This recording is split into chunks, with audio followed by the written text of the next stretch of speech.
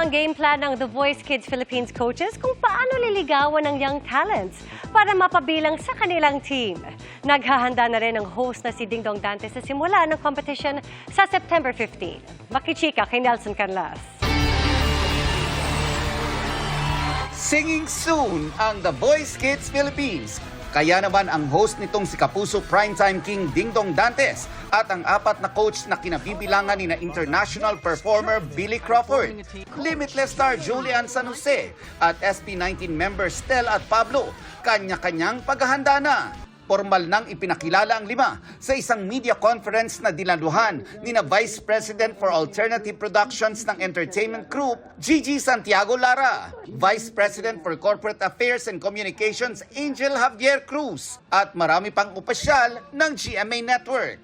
As a host, magiging transparent daw si Dingdong sa aspiring young talents, bagay na natutunan niya sa pagiging daddy kina Zia at Sixto. Ang isa sa pinakakailangan nilang maunawaan ay contest to, di ba? Kailangan alam nilang meron talagang mananalo, merong matatalo.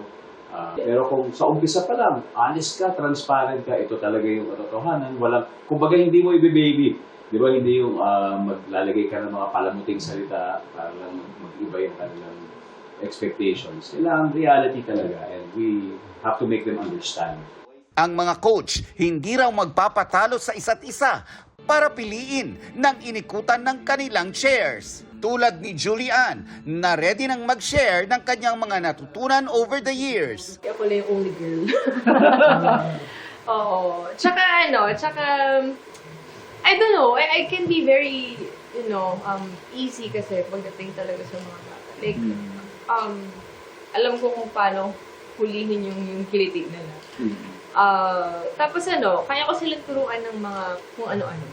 Experience din daw ang ibabahagi ni Billy. I started at the age of 3 dito sa bansa natin.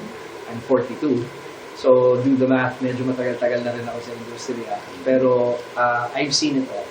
Iba naman ang atake ni Stel sa panliligaw sa mga gusto niyang i-coach. Siguro po as a coach, parang chill lang kami.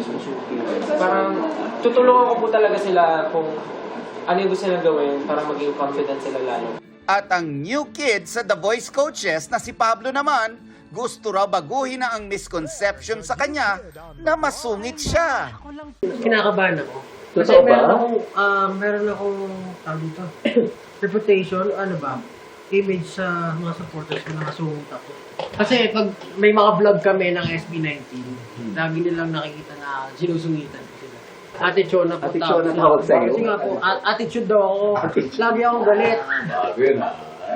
Yun, so medyo kinakabahan ako kasi syempre mga kids yun.